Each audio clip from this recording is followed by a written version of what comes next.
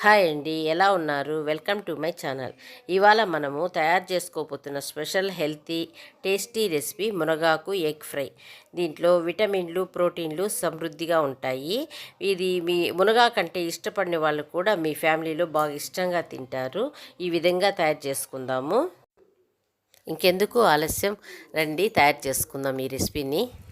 మునగాకు తీసుకున్నాను, ఒక కట్ట నీళ్ళల్లో వాష్ చేసేసి ఒక వాటర్ పోసి దీనిలో పెట్టుకున్నాను.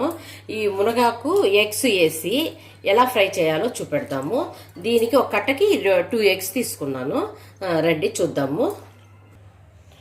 మొదలు స్టవ్ మీద కడాయి పెట్టుకున్నాను. దానిలో కొద్దిగా ఆయిల్, ఒక చిన్న స్పూను ఆయిల్ వేసుకుంటాను. వేసుకున్న తర్వాత అది వేడి 1/2 టీ స్పూను ఆవాలు వేసుకుంటాను. చిట్టపట్లాడినాయి కదా, అప్పుడు ఒక ఆనియన్ని చిన్న ముక్కలుగా తరిగి దీనిలో వేసుకుంటాము.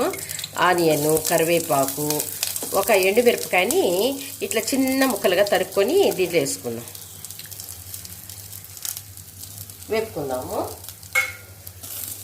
చూడండి, కొంతసేపు వేపుకుందాం. ఈ ఆనియన్స్ ఈ విధంగా వేగింది కదా, ఇప్పుడు ఈ కడిగి పెట్టుకున్నాం చూడండి మునగాకు, దీనిలో వేసేద్దాం. అండి ఇప్పుడు వేసేస్తాను కదా, చూడండి కొంతసేపు బాగా వేపుకుందాం. ఇది వేగే దగ్గరకు వచ్చేస్తుంది. కొంతసేపు మూత పెట్టేస్తాను.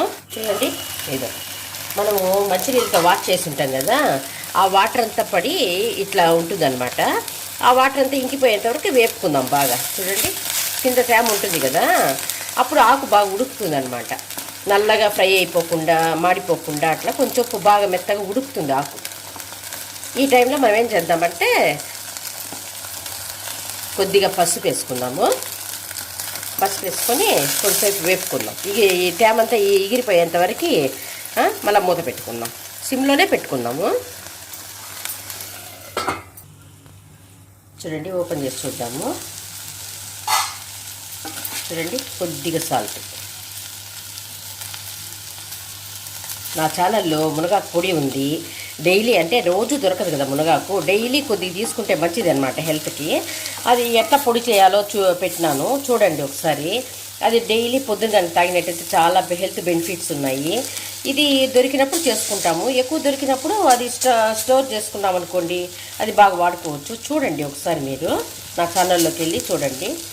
ఇప్పుడు ఏం చేయాలంటే కొద్దిగా ధనియాల పొడి వేద్దాము. చూడండి, 1/4 స్పూన్ ధనియాల పొడి, ఒక ఎండుమిరపకాయ వేసినాం కదా.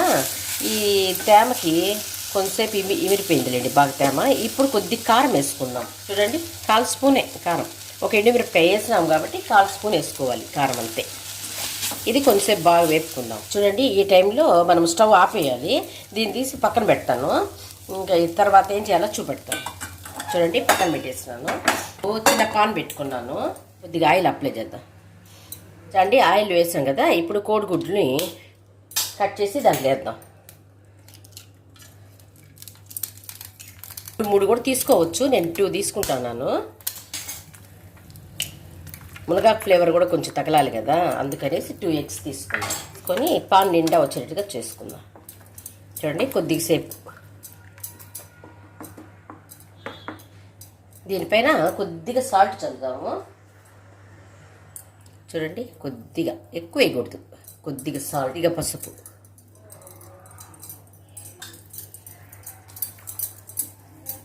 కొంచెం సిమ్లోనే పెట్టుకోవాలి కొంచెంసేపు. ఇప్పుడు చూడండి, ఆమ్లెట్ని ఈ 2 కోడిగుడ్లు వేసేసాం కదా, ఇట్లా చేసుకోవాలి. దీంట్లో ఏం వేయలేదు, సాల్ట్ ఒకటి వేసినాను. కొద్దిగా సేపు అట్లా వేపుకుందాం. ఆ పచ్చిగా ఉండేదంతా పోయేంతవరకు అట్లా వేపుకుందాం. చూడండి, దీన్ని ఇట్లా చిన్న బిట్లుగా చేసుకునేయాలి. మరీ ఎక్కువ పొడి చేయకూడదు, అక్కడక్కడ అట్లా కొంచెం బిట్లు. చూడండి, అయిపోయింది కదా.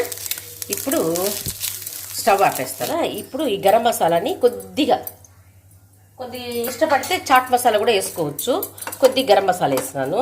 ఇప్పుడు ఆపేసిన తర్వాత మనము మునగాకు రెడీ చేసుకున్నాం కదా, దాన్ని ఎత్తి దీనిలో వేసేస్తాను. ఇప్పుడు స్టవ్ వెలిగించుకొని బాగా సిమ్లో పెట్టుకోవాలి. సిమ్లో పెట్టుకొని అంతా మిక్స్ చేసుకుందాం. ఈ మునగాకు, ఈ ఎగ్స్ అంతా కలిసి మిక్స్ చేసుకుందాం. చాలా టేస్టీగా ఉంటుంది ఇది.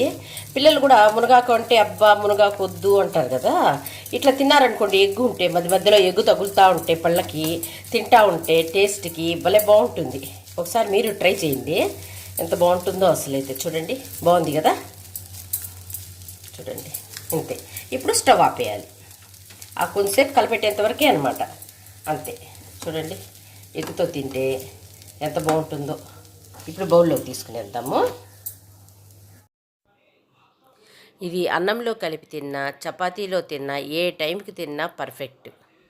ఈ రెసిపీ కనుక మీకు నచ్చినట్లయితే లైక్ చేయడము, సబ్స్క్రైబ్ చేయడము మర్చిపోకండి.